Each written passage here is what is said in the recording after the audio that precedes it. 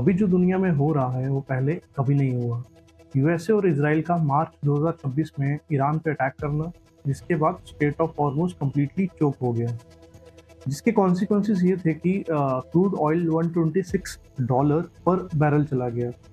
International energy agency ने इसे history का सबसे बड़ा ग्लोबल ऑयल सप्लाई क्राइसिस कहा। इस इवेंट ने ऐसी इंडस्ट्री को चोक कर दिया जिसकी वजह से पूरी वर्ल्ड की इकोनॉमी हिल गई। मैं बात कर रहा हूँ oil and natural gas industry की। इस वीडियो के एंड तक आप ये समझेंगे कि इंडस्ट्री कितनी बड़ी और कितनी कॉम्प्लेक्स है और ये कैसे काम करती है। I am Gagan, welcome to ops HSE Academy.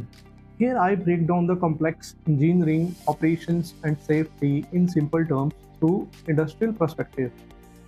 If you really want to understand that how does this industry works, not just in theory but with a real and practical industrial experience, then you are in right place.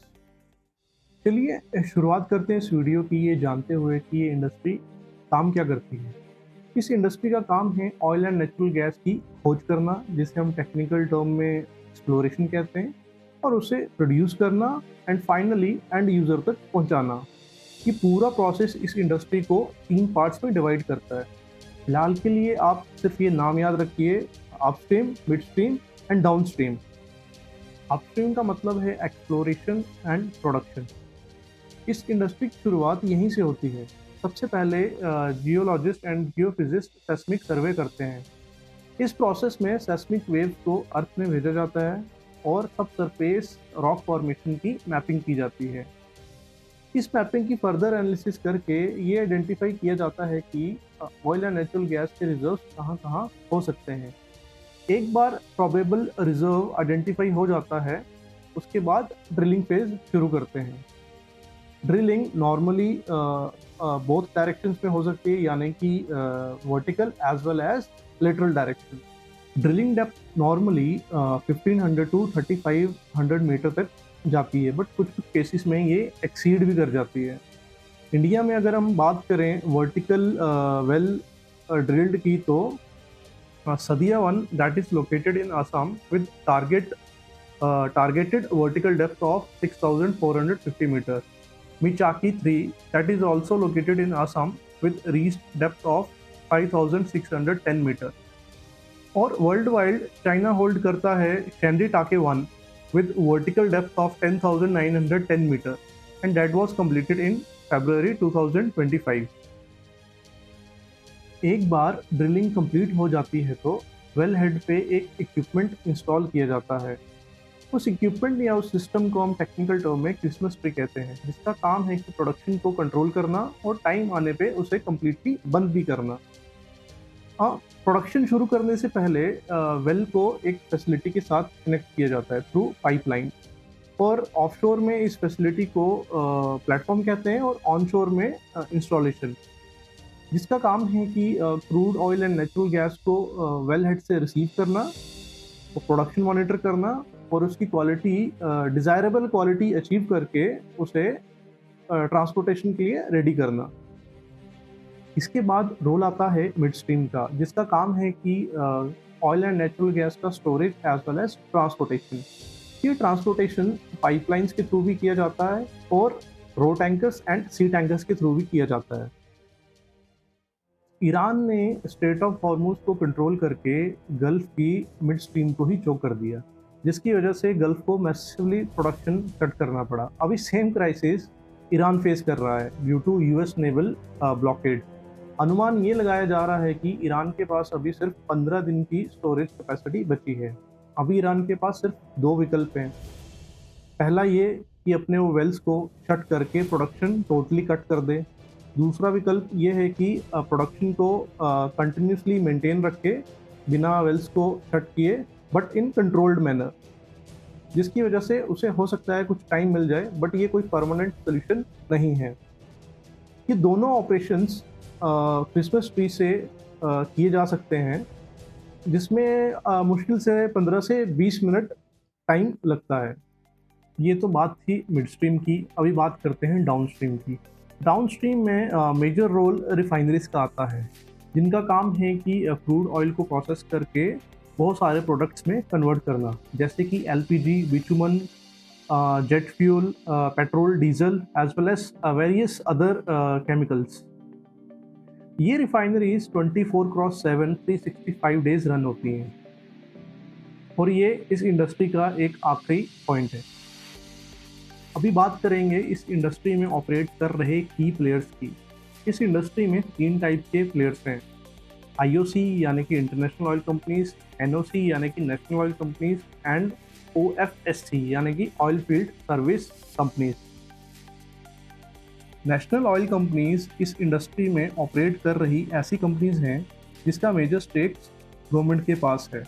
Saudi Aramco, ADNOC, ONGC, oil India limited, ये सब NOCs हैं और global oil reserve का major part NOC ही hold करती हैं। जैसे Saudi अरमको अकेले ही ग्लोबल का 17% ऑयल रिजर्व ओन करती है। इसके बाद बात करते हैं इंटरनेशनल ऑयल कंपनीज की। ये प्राइवेट लिस्टेड प्लेयर्स हैं जो कि एक्सप्लोरेशन में technology as well as capitals के साथ बहुत मेजर रोल प्ले करते हैं। Shell, BP, Exxon Mobil, Chevron, Total Energies इस कैटेगरी की कंपनीज हैं। और तीसरे नंबर पे आती हैं ऑयल फील्ड सर्विस कंपनीज। ये वो कंपनीज हैं जो कि एक्चुअली टेक्निकल सर्विस प्रोवाइड करती हैं, जैसे कि drilling, well completion and engineering services. Schlumberger, Halliburton, Baker Hughes, ये इस कैटेगरी की कंपनीज हैं। और इन सब के ऊपर है ओपीईसी यानी कि organisation of petroleum exporting countries. ये 13 कंट्रीज का एक ऑर्गेनाइजेशन है जो कि ग्लोबल का 40% ऑयल प्रोडक्शन कंट्रोल करती है। अभी रिसेंटली ओपीसी में एक बहुत बड़ी डेवलपमेंट हुई है जिसके बारे में मैं थोड़ी सी बात करना चाहूँगा। UAE walked away from OPEC. UAE was the most important part of the OPEC for the last 59 years. UAE की जो प्रोडक्शन कैपेसिटी है, it was round about 4.85 million barrels per day, but due to the restrictions of OPC it was operating at around about 3.5 million barrels per day, जो कि उसकी actual production capacity से 30% कम थी। अभी OPEC से exit करने के बाद यूएई ने डिसाइड किया है कि वो अपनी production capacity 6 million barrel per day कर देगा by the year end of 2027। UAE अपनी प्रोडक्शन तो रैंप अप कर देगा, but he will be still dependent upon Iran due to the lack of mid stream.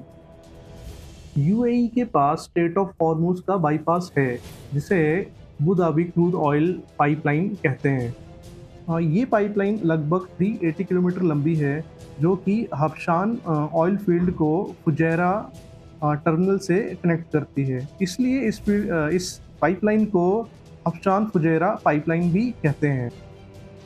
As per design capacity इस line से सिर्फ 1.5 million barrel per day ही भेजा जा सकता है। अगर यूएई को इंडिपेंडेंट होना है, यानी कि ईरान पर डिपेंड नहीं रहना है ट्रांसपोर्टेशन के लिए, तो यूएई को लगभग 3 से 4 पैरेलल लाइंस रेडी करनी होंगी और जिसमें लगभग 7 से 8 साल लग सकते हैं। अभी हम इंडस्ट्री का वो पार्ट डिस्कस करने जा रहे हैं जो कि एक बहुत मेजर रोल प्ले करता है अपस्ट्रीम से डाउनस्ट्रीम तक to run this industry safely. मैं बात कर रहा हूँ एचएससी की। Oil and natural gas industry is full of hazards and risks. You are dealing with flammable hydrocarbon, toxic, high pressure, high temperature, tough working conditions, as well as harsh weather. जब जब history में HSC को ignore किया गया, तब तब हमें इसकी कीमत ह्यूमन लाइफ और इन्वायरमेंटल डैमेज से उठानी पड़ी। Deep water horizon, total fatalities 11 and 4.9 million barrel of crude oil in Gulf of Mexico.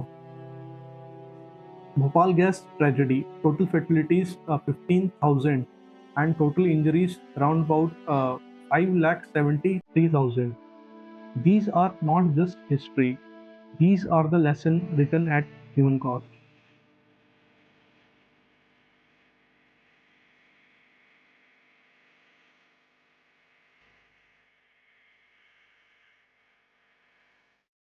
Global oil supply crisis के बाद कुछ एक पैटर्न नोटिस किया गया। Multiple explosions and fire incidents across the globe in various refineries and plants. 45 days में लगभग 45 such incidents report किए गए।